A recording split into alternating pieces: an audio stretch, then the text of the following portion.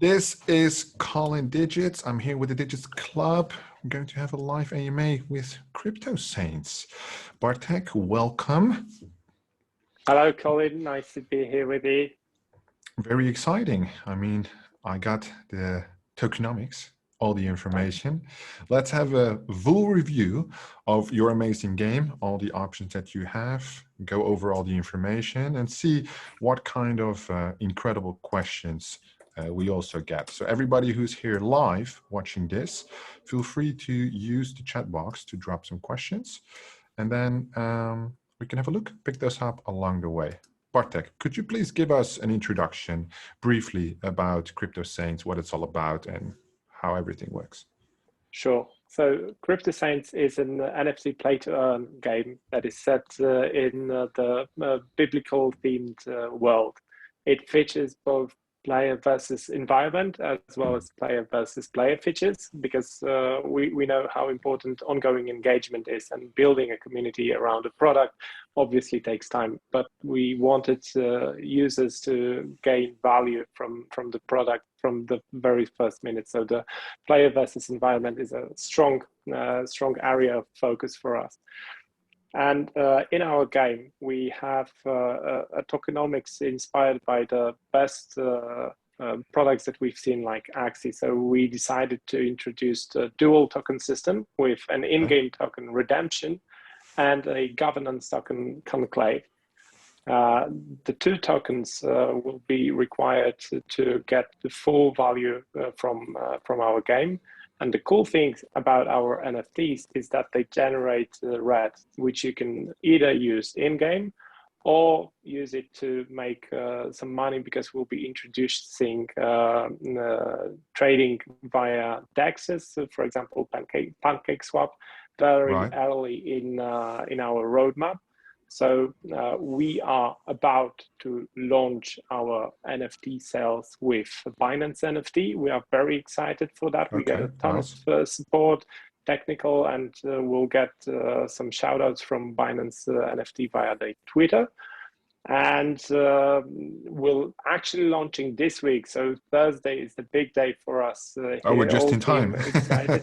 Yeah, exactly. So this is a sneak peek for your community just before we launch on Binance NFT with a limited number of 1,040 cards that will be up for sales. Those will be the cards from the best and most interesting series in our game, out of a total of 24,000 NFTs that will be available. The cool feature about those NFTs is that you can merge them in many ways to create more powerful, more interesting NFTs that will be probably more valuable as the game gains traction and more users join. Would those NFTs, would they be burned, or would they like basically two NFTs become one? Yeah, so you can only merge the NFTs once, and you get to keep all three. So the two originals you use for merging and the new NFT, it's yours. We're not burning any NFTs. Okay. Yeah, makes sense. That's a good one. And you mentioned it's a card game. That's quite interesting. Yeah. I'll have many questions for you on the card game aspect. But before we head there, could you tell us like what the card game is actually about? What's like the role of the user, and what is the step of earning? Because you did mention the NFTs, they earn tokens. Do they need to be staked, or what? How does it like evolve into the gameplay?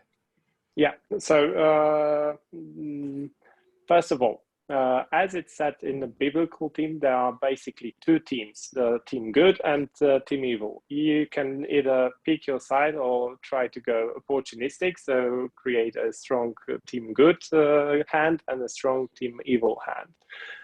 And the red tokens, they will accrue to holders as over weekly intervals. So that they can use the red tokens for either in-game utilities such as playing duels or entering tournaments, or they will be available for resale via a DEX. Right. Yeah, and the gameplay involves two players and a biblically themed setting, which will influence how important certain factors from the cards are, because the cards have seven different aspects to them that will influence how strong a card is in a given setting. So, for example, in a David versus Goliath setting, agility will be favored over strength. Yeah, Right. and Makes sense. so that it's not a very straightforward choosing the strongest cards I have and being sure of my win, because there's this environment influence over how fit a card is for a given scenario, and second, the game is probabilistic at its core. So some factors will be influenced randomly, and users can gain an upper hand over even much more powerful opponent. Makes sense. Why did you choose to make it biblical? That's like a quite unique spin to it, right? It is. Actually, it's a mass niche market. And first, we were thinking that with our game, we'll be targeting mostly emerging markets, and there it's traditionally they are more religious, so this should ring a bell. And me personally, I have experience in the game development world, so I know from experience that the biggest thresholds to cross with a budding community is to onboard them to your world, to tell them your story. And with a universal story like the Bible offers, there's very little barrier to entry, because you instantly get the concept no matter where you are in the world. You don't have to be religious to follow our game. That's not at all the case. But if you know the core tenets of what this thing is that is called the Bible, it'll be much easier for you to get, for example, the concept of David versus Goliath. Right. And what if somebody doesn't know about the stories of the Bible? Of course, the game is designed in a way to lead you through the whole nooks and crannies of how each scenario will influence in-game properties of each NFT. But there's an intuition that can help you like skip over the part where you have to read through the manual or read every step of the tutorial. Right, makes sense. So there's no prior knowledge of the Bible required for No, the game no, to make sense. All right, absolutely. I think No. that's important. There's no quiz. There's no quiz at the beginning. No. Right. Good. And maybe they will learn something when they play the game, right? Sure, Perhaps. sure. When you basically came up with this idea, right? You said the main foundational element was to make the connection with the community, as the community is basically the foundation of your game. Exactly. Where did you find this community to kickstart the whole process? So last year around November, we tried different channels, and what really worked for us is traditionally Twitter, and we also found some good traction with Telegram. We did this, let's say, early bird sale, in which we managed to place all 300 NFTs that we planned to sell. And our intuition of the community being mostly emerging markets led turned out right, because we had a huge support and great traction with Hispanic community around the world. So the Spanish speaking Telegram was vibrant at that time. However, we also saw that the tokenomics we thought would work at this time needed some tweaks and changes.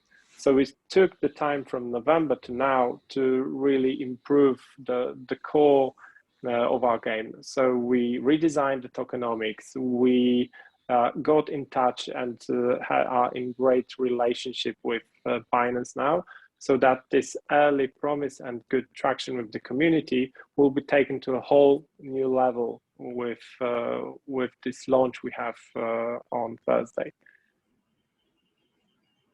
Sounds really good. Let's have a look. Maybe I think I have a good understanding of what this game is about, right? I do always have my reservations on card games, I'm just going to be honest with you. But of course, the tokenomics at the end of the day is what matters. So if that's okay with you, I'm going to share my screen and we can walk through it, because I have the website right here. This is it, yeah? Yeah. Yes, that's it. I had a look at it the other day when Herman told me about it, and I thought, you know, it was quite funny, because I was like, yeah, is this like Jesus?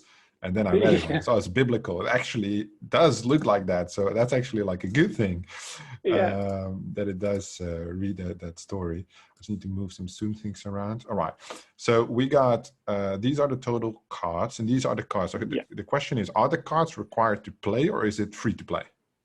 The cards are required to play, but the lowest priced card is at $10, and of course the most valuable card rises in price as we have a power progression to the 3 factors that determine the card series. But I think that the way the cards are priced, they open a lot of opportunity to enter the game, especially early on, to reap huge benefits from both the red token and the NFTs themselves. Yeah, that's a fresh I'm just going to play this so people can see it while we talk. In terms of the actual NFT utilization, right? You mentioned that the cheapest one is $10, so basically that's a good deal, right? To play a game, only going to cost you $10. Can they play with one card, or would they need several cards to kickstart the game? As you see here, the base setting is like 3 cards that you choose. However, will probably work in a way that you'll only need 2 cards, so a character card and a relic or weapon, as basically 2 types: character, so saint or deadly sin for both teams, and as well as apostle and villain, plus a relic or weapon. So the 2 cards should be good for you to start, and you can use those 2 cards to merge them and create a 3rd card for yourself. And that's basically how the economy would start, right? Because I would assume you can sell those, or here you battle and you win a new card as like a reward. That's a feature that when you take place in a tournament with other players, the top players will be rewarded either with NFT or with our governance token, the Conclave. Right. So definitely that's where the play to earn mechanic again comes back, right? So definitely center around that. And when I would look at this game, you could basically have the Pope fuck up some demons, right? Like that's like in a nutshell how the battle would work. All right, quite interesting. How long did it take to develop this game? So as I said, we started to market test the idea in November last year. So that's I would say late September would be the kickoff when we decided, okay, we are going from the whiteboard to actual actions and design. Then November we had this market testing that proved really promising, and we decided to go forward and work on this project some more, so that it's not just a great concept but also a concept fleshed out in great detail. And now around March we are pretty well advanced, and I think that what players will look out for most, that is an at least early access game, should be available somewhere around Q3. So within less than a year, we'll have the product ready. Relatively quickly. That's good. Yeah. At least you keep the momentum going, as you to see. Okay. 3 pillars on the tokenomics. Obviously the NFTs, redemption, conclave, exactly as you said. Okay, the PvE campaign, the PvP, and then the tournaments. Okay. Yes. This is the, I think, And the image that Herman shared in the community before. Yeah, sorry, go yeah, ahead. yeah, yeah. We like that. You know, the That's obviously what you have to keep in mind when designing tokenomics for a play to earn title is inflationary and deflationary forces. And it will only know how good a job we did once all the bits and pieces are live, and the game is alive and the community is using it in a way that we designed, or in a way that we thought we designed it, but actually they find a whole different concept to utilize it. But we see a lot of forces balancing out, so that if you want to say, okay, I'm investing my time in this game because I like the title, I like the setting, or I just like the look and feel of it, but I don't want to spend money playing, I want to make money. So this is where the well-balanced redemption, creation, and spending comes into play.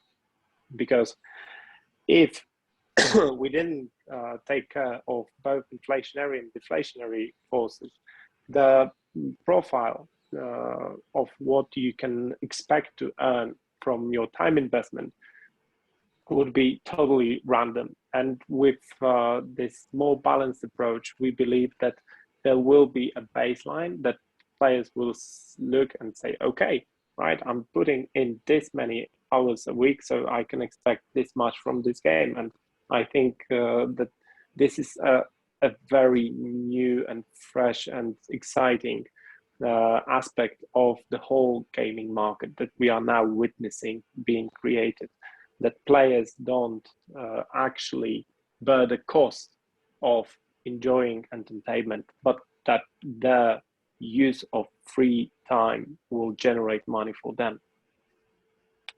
Right.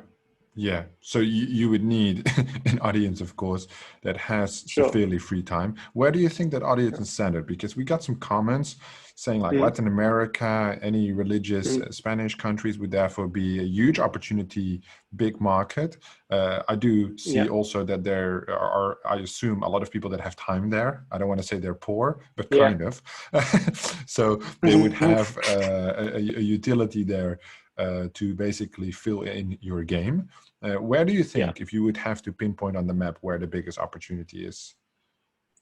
We are in discussions with a vibrant community in Argentina that's centered around a platform that it has a great traction in Latin America.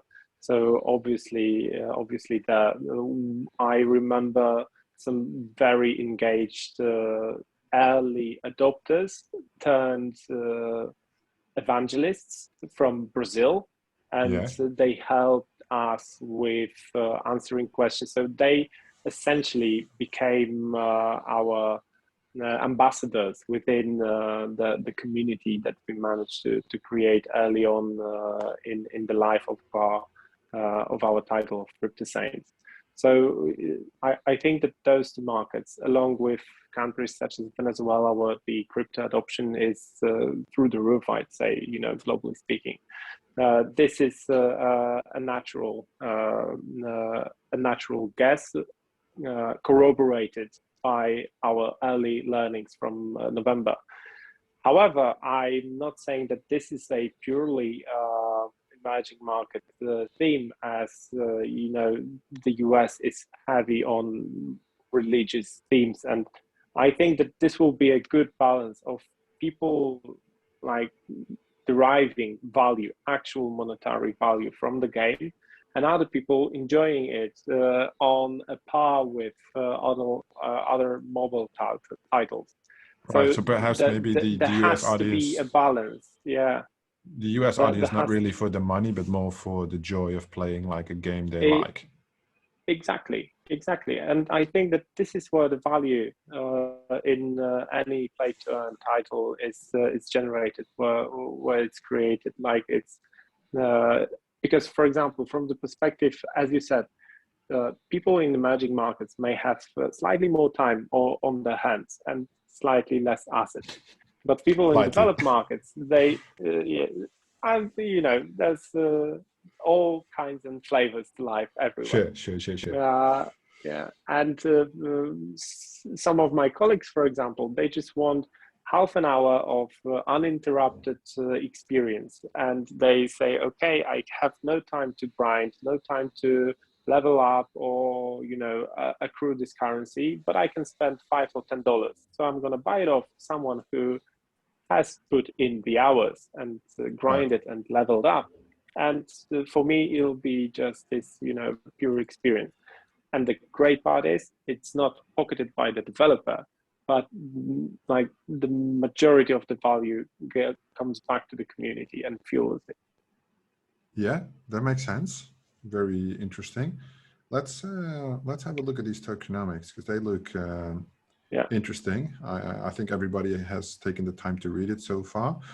There's a message from Jacob that the tokenomics are going to be available on Gitbook today for anybody that's interested in having a look. Yes. So I'll make sure to share definitely. that with the community later and make sure that's also provided on YouTube. We can see the APR indication, total liquidity provided. Is that the target liquidity? Is that by the audience, or will you lock in liquidity with $5 million? I don't assume so. That's the total, let's say, community liquidity pool that we are targeting. We think that with this much in the liquidity pool, everyone that wants to sell will be able to do so. But we will all, of course, bootstrap the liquidity on the project at the very beginning. But here we just wanted to say that, look, hold on to your redemption tokens that you don't use in game, so that you will get this valuable asset that's called the conclave, which you can use for merging, or you can sell to other players that want to merge their cards, which you can also use to vote on the direction Cryptosaints will take in the future. And we want to give you a formula where if you decide to trust us early with your redemption tokens, you will get significantly more conclave tokens than people joining later on in the life of the game. I think that's fair. Reward the early supporters, right? Exactly, yes. In the case of the, because this is obviously your idea of the tokenomics, is there because is there anything from an investment point of view, tokenomics available, like what we normally see in a white paper, like vesting schedules, total raise amounts, something like this, or is it still too early days? Yes, sure. We have the allocation figured out along with the vesting, and we'll be sharing this, as Jacob said, on as part of our Gitbook. All right, and that's going live later today. Yes. Okay, then I have some questions like in general regarding that. Let me stop the screen share for a second. Because I think like it's interesting. We unfortunately we can't see it right now, but the Thursday, which is what is it, the 30th or the 31st? It's that's the start of our NFT sale. Yeah, that's like on Binance. Yeah, that's it. Binance NFT marketplace. So that's huge. When are the token TGEs planned? Yeah, so the details I'd like to look back to Jacob, but as far as I can recall, because Jacob is spearheading both the technical staff when it comes to blockchain, as well as he's our community engagement wizard. Okay. But as far as the roadmap is concerned, around mid Q2, second quarter, so I would say late May, the redemption token will be live with conclave to follow pretty soon afterward. And you have an indication or idea of the race you want to do for this game? Of the what? Of the race for the redemption token? It's an internal ongoing discussion. Discussion, right? Okay, because that's quite interesting. Because what I'm seeing is you have a interesting gameplay trailer. The NFTs are being pushed right now. The valuation, I think, for us as an investor community, that's one of the most interesting things. What do you think your game is worth? Sure. Where can we find the opportunity when it comes? And I'm sure we'll see that in the future. Maybe a more direct question on the NFTs in that case. What is the price of the NFTs when they come to Binance? As I said, the cheapest card will be priced at $10. However, the most expensive series, because series start from 111 and they go all the way up to 777. And all series, save for the highest that we offer, are a fixed price. You can just buy them. However, the prices is a bidding, will be put up for a bid, where you can buy it it'll go to the highest bidder. Yeah, so that's for the most rare ones. Yes, exactly, and the most powerful. And what about the second most rare ones? Second most rare, if I recall correctly, is priced at $1,600. 1,600? Yes. Okay, so we would assume the most rare ones to go 2,000, 2,500 minimum, yes? Yeah, that's if we would guesstimate something like this. Okay, so that's interesting. Do you have an idea on the total raise, what you would raise with these NFTs? I don't really care about the amount, but more so how you're going to spend that money.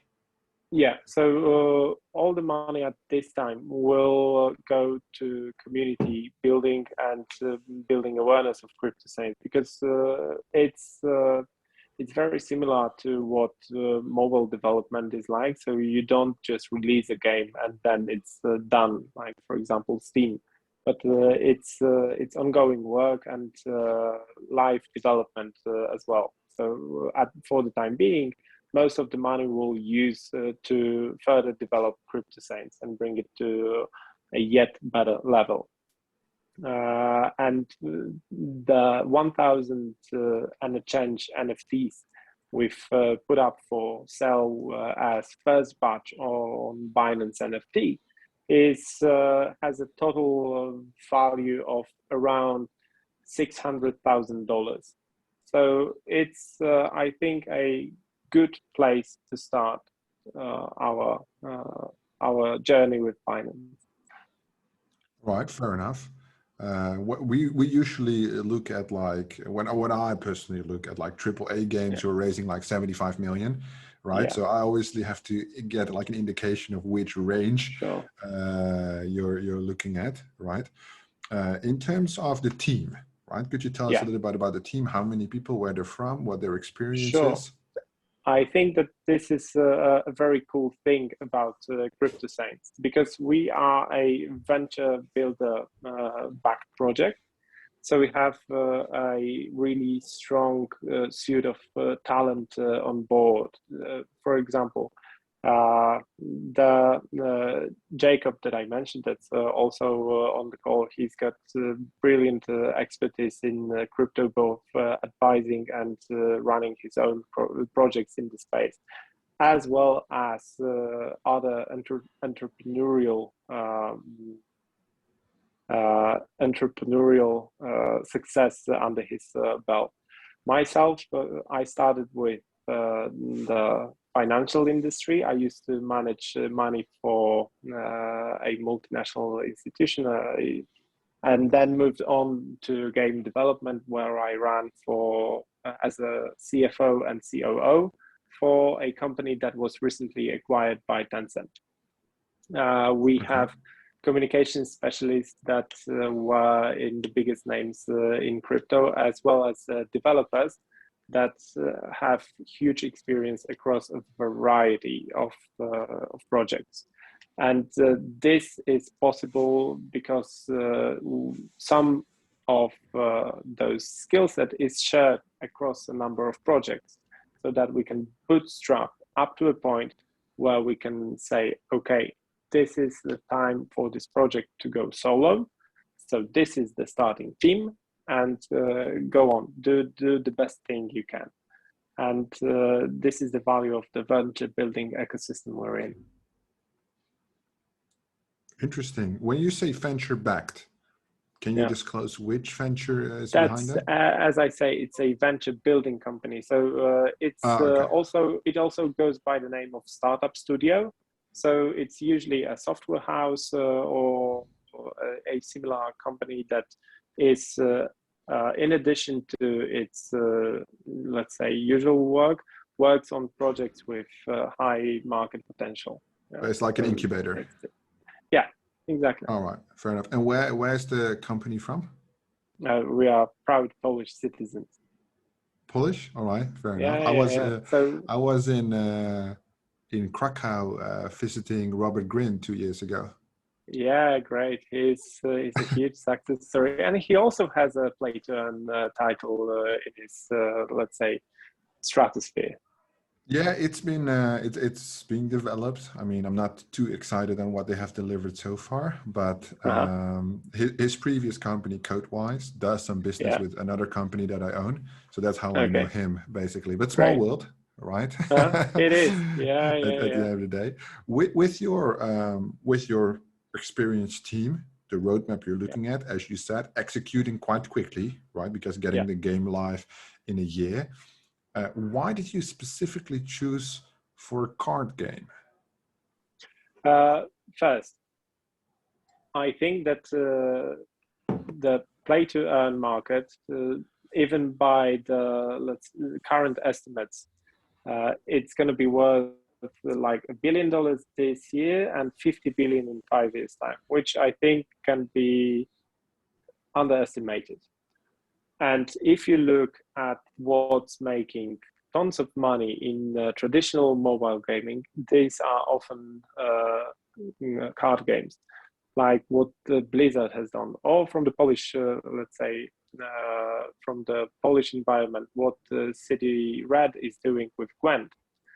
So I think that there's value in both developing the game itself, but also developing an engine that we can then use with other more established players as part of a strategic partnership.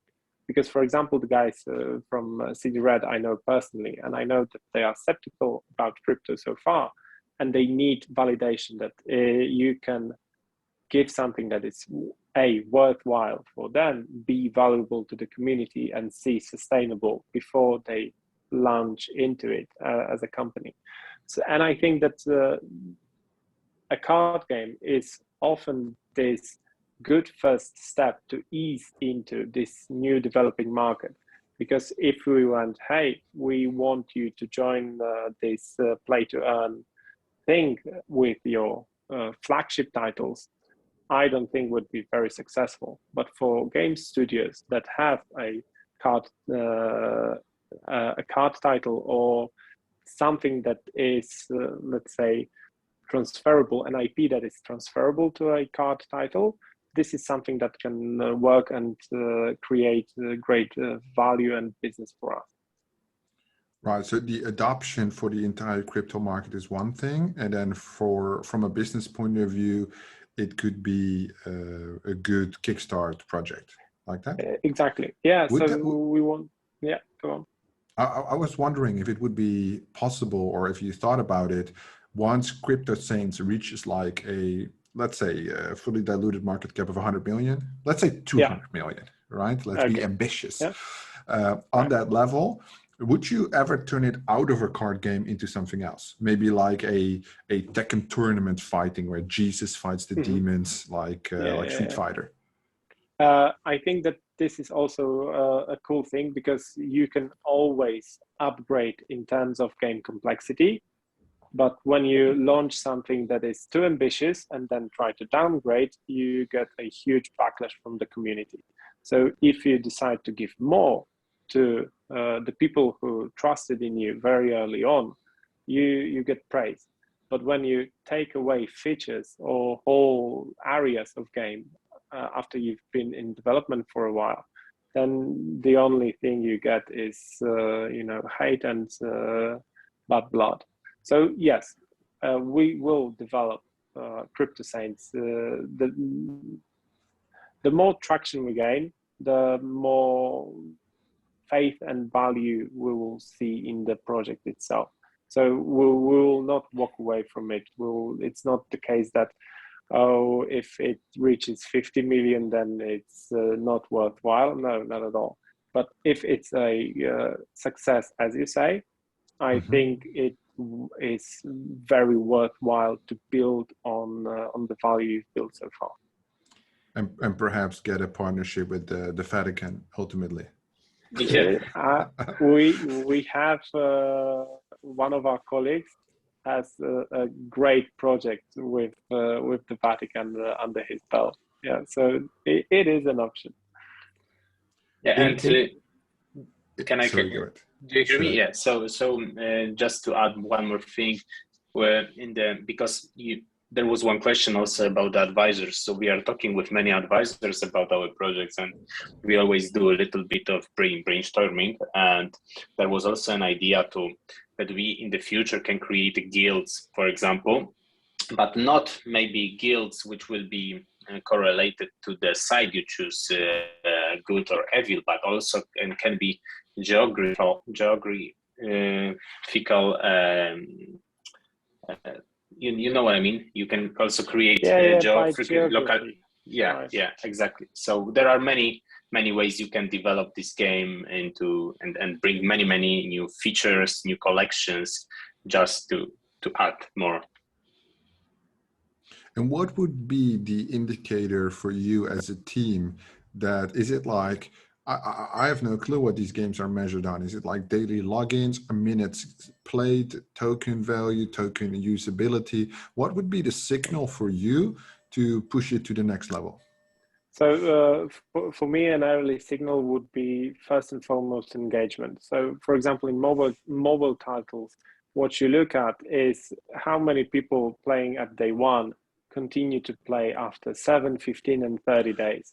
Right. Yeah. So if the title is engaging, and if not, where do you see drops? Why are people dropping? Are they consistently dropping around a certain point in their gameplay and whatnot? So, of course, there is let's say 2 layers to it. The first one is crypto related and the monetary value that can get generated or traded within the game.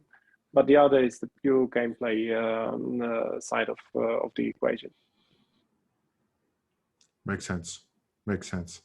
In terms of like the overall trajectory, how it has gone so far, because as you said, you're now like 7 months into the project, 8 months almost. Yeah. How for your personal roadmap, right? From like the internal team.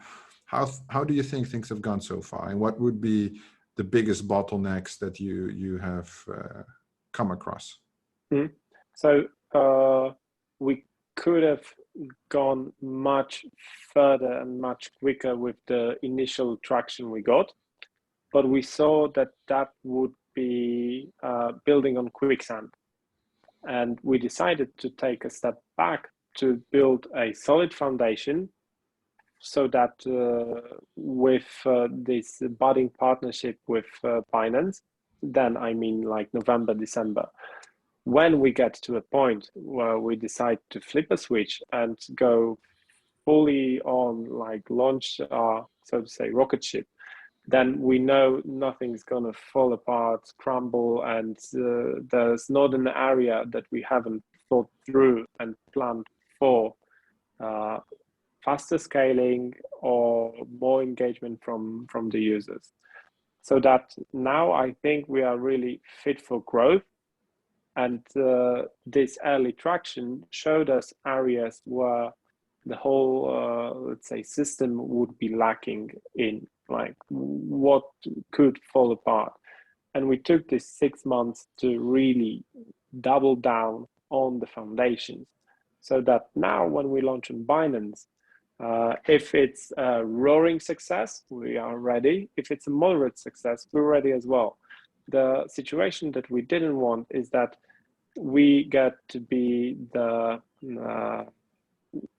where we are not ready for a truly successful launch and then live operations of the title. And what would happen in that case? What would you say would define that you would be not ready? How would that play out?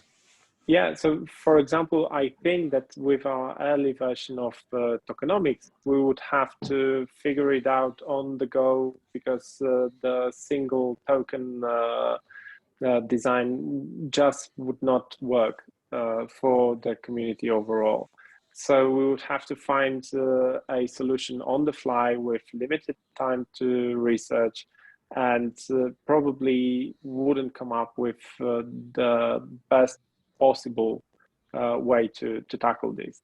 And with this step back that we took, we could have taken our time to really dig into certain areas, to bounce the ball back and forth internally, and have a good and honest discussion about how to do things best. Right, that's a good answer. Maybe a little bit tricky question from my side. If the crypto gaming bull run would have pushed beyond November into January, would you have launched in that case if the market wouldn't have gone bearish? I'm not, I can speak for myself, right? Because Sure. honestly, it's not a one-person show. So it's not me pulling all the triggers and calling all the shots. But as I said, I have experience in gaming, and I've been through failed game launches, and you don't want to be there. So for me, this would always be a let's go a step back and figure things out, because it's nice to chase the good feelings and the highs, but sometimes the lows after chasing the highs tend to be very, very low. Right. Well, that's a good answer. Even from a personal point of view, I think, yeah. Okay, good. When you, it's a question about the game of the devices. Yeah. Jacob just mentioned it, mobile and PC. Yeah. Mobile, both iOS and Android, or just Android? Yeah, we're looking to address both. What the trend that I find fascinating is this progressive web apps, where you can design a single source code for both platforms and then just tweak it a bit for Android and for iOS. And also, I think that this is a solution that somehow shields you from all the, let's say, policy changes around the storefronts. Because then virtually you say, okay, here's a website. If you like it, you can add it to your home screen. But let's say actual working of it is like you've entered the website. The only difference is that it's an icon on your home screen. So the final decision on that is to be made. But of course, Android, from the perspective of emerging markets, is a priority for us. But we know that if we don't have a solution for the iOS, we are cutting ourselves out from maybe it's just a percentage of our addressable market, but that's the percentage that would be the one making purchases in traditional free-to-play titles. Right. Yeah. Okay. Makes sense. In terms of the, well, I just had a good question and now I lost it. There you go. Okay. Sorry. That's why I was hesitant, right? That's why I was hesitant. Oh no, I got it. I got it. Yeah. Because I'm actually quite about the redemption token. Yeah. Do you have any idea on how you're going to launch that token? Like copper launch, going to use launch pads? Anything you have in mind there? So Jacob is spearheading that effort. So Jacob, if you will. Okay, so so the first thing, so if we create the incentive to hold NFTs. So if you hold NFTs, it weekly produces redemption token, and this redemption token you will be also able to buy on the DEX if you would like to use more of this token inside the ecosystem. And we are also planning to use some sort of launchpad to also bootstrap some liquidity for the beginning. and also gain some more funding for development. So we are planning to do both. So you will be able to obtain redemption token through incentive through holding NFTs, and also you are going to use the launchpad to bootstrap to gain some funds to bootstrap liquidity for the token. Right, understand. You mentioned before there would be a white paper or some Git book later today. Is in that document the balance between how many NFTs earn how many tokens relative to what is offered for sale in terms of price value? Yes, it also follows a formula that will be made public as part of our Git book. Yeah. Perfect, because I think that transparency on the economic part for any investor would be very important. Because we don't have that document here, maybe one question on that. If I would buy the NFTs on Thursdays, do they start earning the token as is, or would we have to wait until the token generation event or some staking before that takes activity?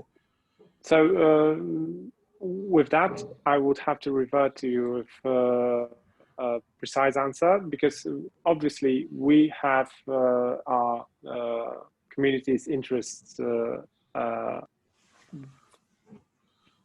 very center of whatever decision we take.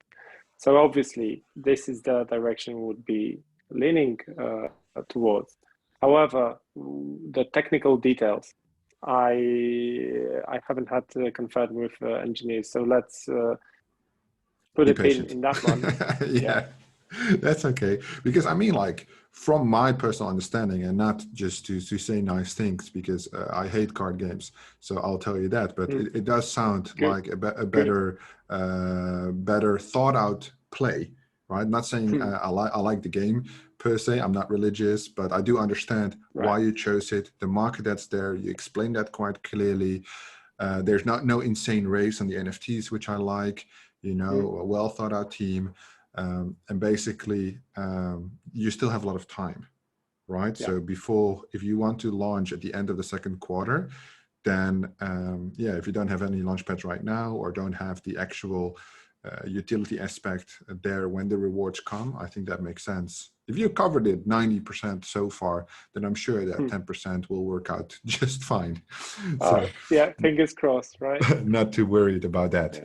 Yeah. I don't see any more questions. Bartek, Jacob, I really appreciate you guys being here today, giving us the answers. I hope everybody is super pumped for what's happening on Thursday. If they're interested to joining, Herman will make sure to provide a link on that day to the Digits Club, so we can check that out. Anything you would like to add, perhaps? Yeah, I'd just like to add that it's been a pleasure to be hosted by such a knowledgeable person as yourself, and I'm looking forward to any opportunity of speaking to you in the future. Thank you, Colin. Awesome. You're welcome. Herman, thank you so much for making it happen. Digits Club. Yes. This video will be live on YouTube in about a day or so. Thank you, everybody, for joining us. And we'll see you in the next one. Thank you. Bye-bye. See you soon. Bye. Bye.